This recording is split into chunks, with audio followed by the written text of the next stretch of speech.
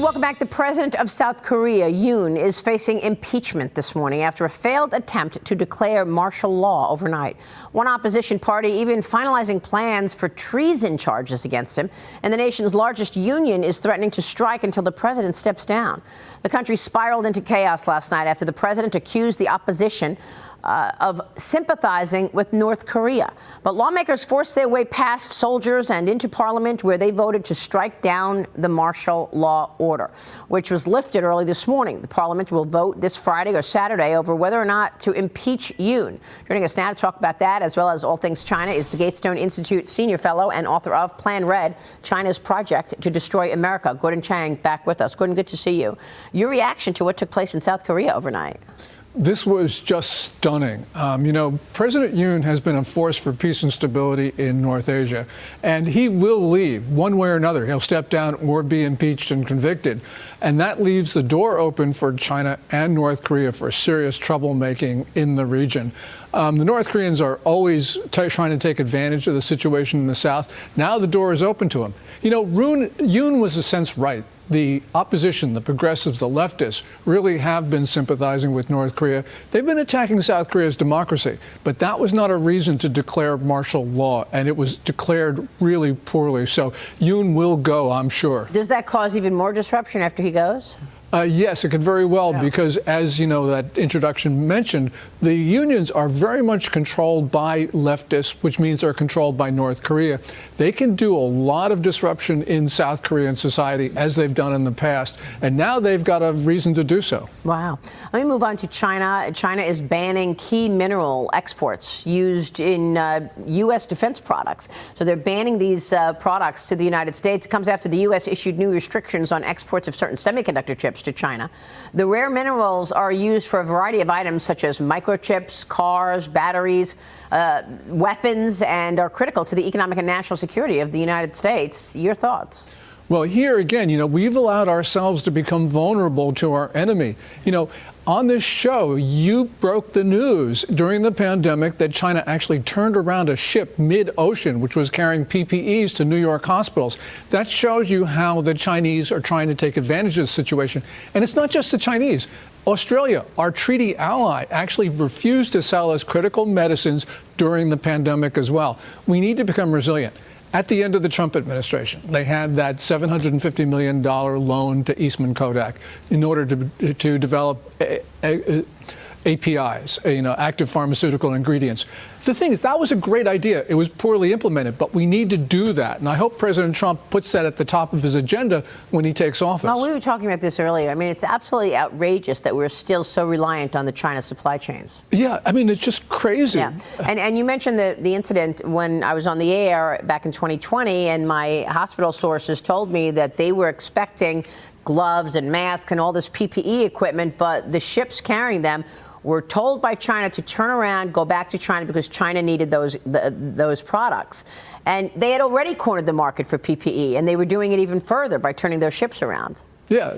And that was when we knew and we expected, because we heard from Tom Cotton, Arkansas senator, that the COVID pandemic was a result of COVID leaking from the Wuhan lab. Michael? So from the very beginning, anyone ever said that, they were denigrated, they were canceled, they were said you're fomenting a war with China.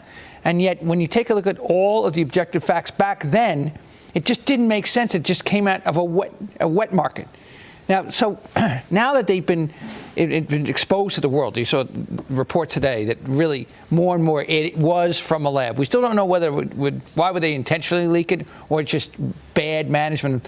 What does that do to China's credibility, if anything, going forward? Well, it should have done a lot to China's credibility before. We should have taken action, Michael, because clearly this was either accidental or intentional release. I think accidental. But the point is, once this disease got out into the Chinese public, Xi Jinping lied about transmissibility. He told the world it was not contagious when he knew that it was. And then he was forcing passengers out into the world and getting countries to take them without travel restrictions or quarantines while he was locking down his own country.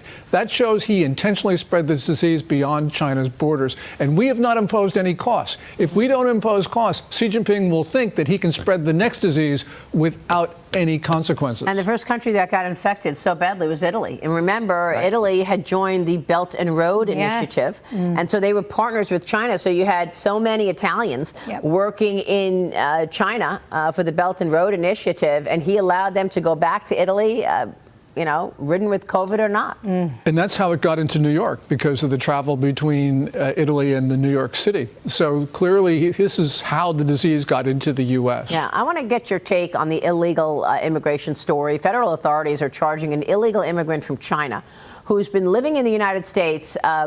He's being charged with shipping weapons to North Korea, Gordon. Shenghua, the Chinese national who entered the United States in 2012 on a student visa and stayed past its expiration, exported at least 2 shipments of firearms and ammunition to North Korea by concealing the items inside shipping containers that were shipped from Long Beach, California, making its way to North Korea, according to U.S. investigators. North Korean officials sent him approximately $2 million to purchase firearms and other products for the government. Gordon, your thoughts? Well, first of all, this Chinese national contacted the North Koreans in North Korean consulates in China. So the Chinese knew about what was going on. And China does weaponize its nationals in the U.S. And we know this because, for instance, in September, a Chinese national tried twice to sneak onto a U.S. nuclear weapons base in the lower 48 states. So clearly we've got all of these dangerous elements in our country. We need the China initiative. You know, this was put together by the Trump administration, run by the Justice Department. Biden canceled it. We need to do this again because of the Chinese penetration, not only of our government, but society as a whole. What about the 78,000 Chinese nationals who've come into America through the wide open border? Why are they here? What do you, we thought it was 50,000. It's actually 78,000 in the last year and a half. Yeah. Well, there's 2 groups. There's people who are desperate to live in a free society. But there are also these young males of military age traveling without family members. And it's not just the southern border. It's also the northern border where they're trying to sneak in without being detected. Now, if you want to live in a free society, you give yourself up to Border Patrol, because then you get into the system, you get the debit card from New York City and the free hotel room.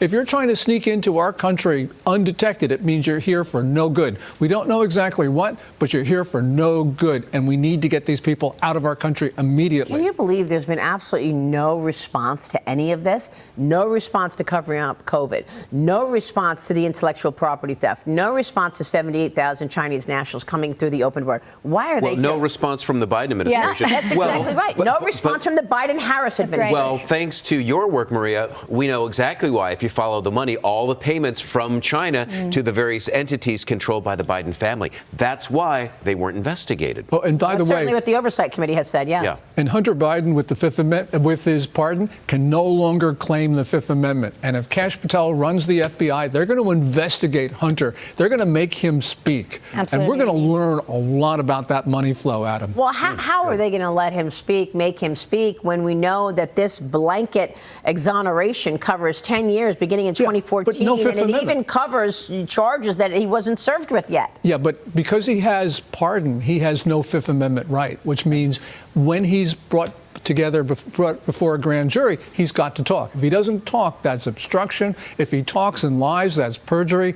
This is going to unravel. Backfire. Yeah. What's great is gone is from the lexicon is, oh, you guys are crazy. These are crazy Wuhan conspiracy theories. This is crazy about people coming across the border. That whole conspiracy concept is out the window. We can now take a look at it and not worry about being canceled. These conspiracies are true. Yeah. And they're really Amen. dangerous. It's not a conspiracy. Amen. It's just what I was thinking.